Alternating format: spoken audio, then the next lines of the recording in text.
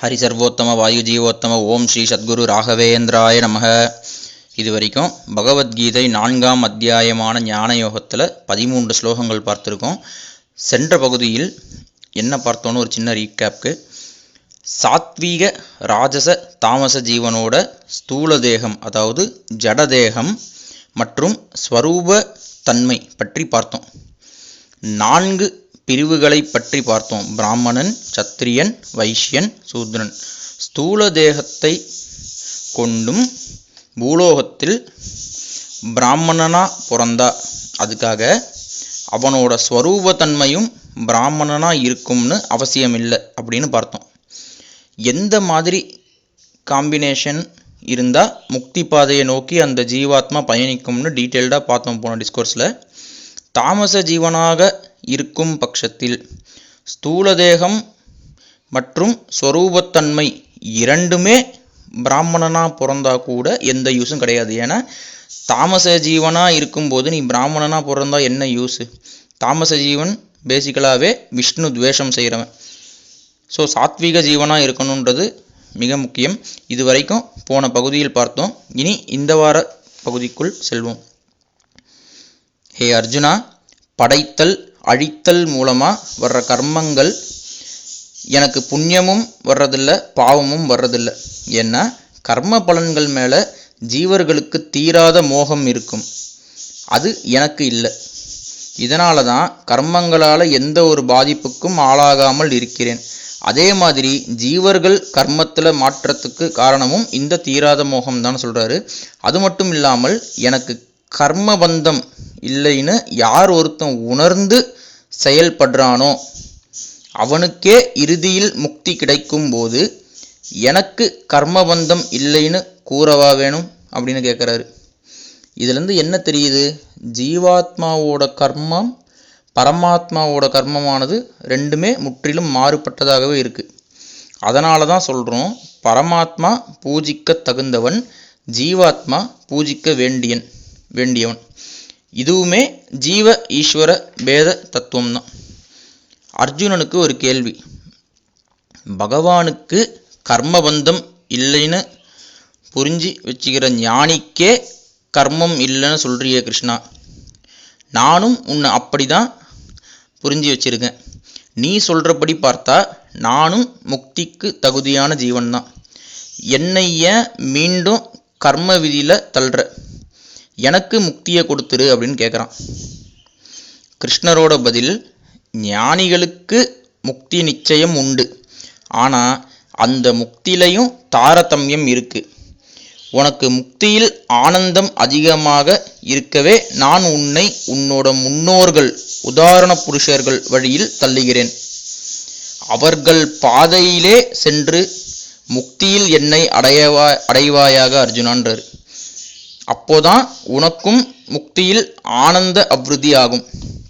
ஹே அர்ஜுனா, கர்மம் யாது, அகர்மம் யாது, விகர்மம் யாது எனும் விஷயத்தில் ஞானிகளுக்கே சில சமயம் குழப்பம் நேர்ந்து விடுகிறது.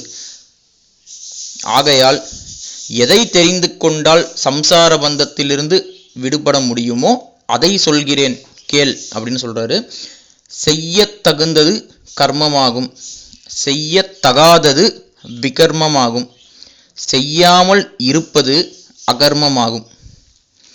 இக்கட்டான ஒரு சூழ்நிலையில் எது சரி எது தப்புன்னு புரியாமல் ஞானிகளுக்கே தடுமாற்றம் ஏற்படுது. அப்படி இருக்கும்போது சாதாரண பாமர மக்கள் பற்றி கேட்கவா வேணும்? முக்திக்கு உதவாத எந்த ஒரு விஷயத்து மேலேயும் கவனம் செலுத்தாதீர்கள், அது கால விரயம், அதாவது டைம் வேஸ்ட்னு எச்சரிக்கிறார் கிருஷ்ணர்.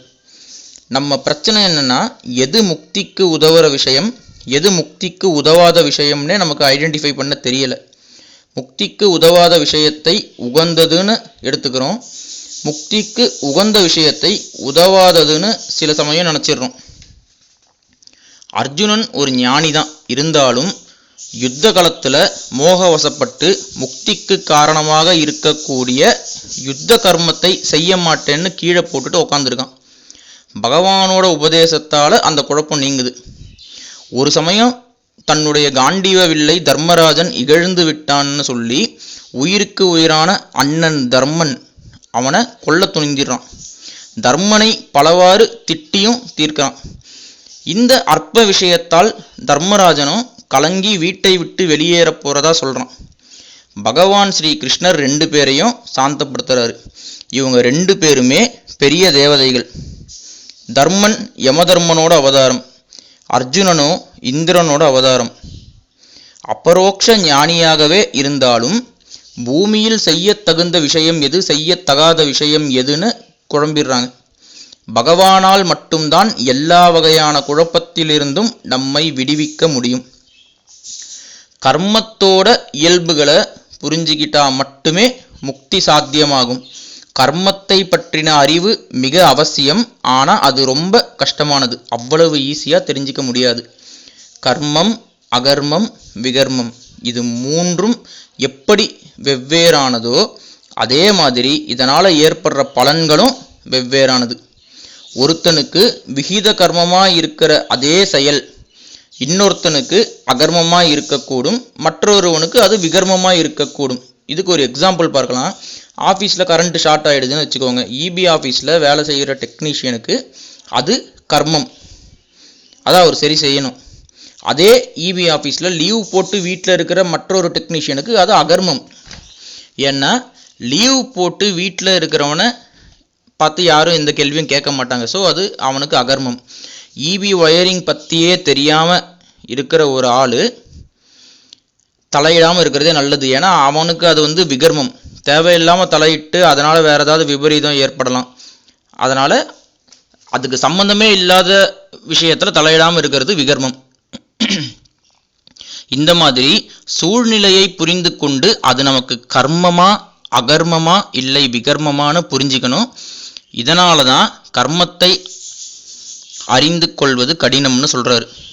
துவாபர யுகத்தின் கடைசியில் கௌதம ரிஷியின் சாபத்தால எல்லா ரிஷிகளுக்கும் ஞானம் மறைந்து போகுதுன்னுலாம் புராணங்கள்ல பார்த்துருக்கோம்.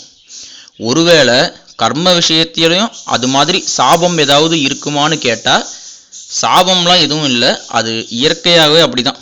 பெரும் முயற்சியால் மட்டுமே கர்மத்தை பற்றி சரியாக புரிந்து கொள்ள முடியும். நல்ல சாதனை செய்கிறவனுக்கு சவாலான விஷயங்கள் உற்சாகத்தை ஏற்படுத்தும். மந்தமானவர்களுக்கு மட்டுமே அது தயக்கத்தை ஏற்படுத்தும்னு சொல்றார் பகவான் ஸ்ரீ கிருஷ்ணர். இதோட ஞான யோகத்தில் 17 ஸ்லோகங்கள் பார்த்துருக்கோம். மீண்டும் அடுத்த பகுதியில் சந்திப்போம். ப்ரீணயாமோ வாசுதேவம் சர்வம் ஸ்ரீ கிருஷ்ணார்ப்பணம்.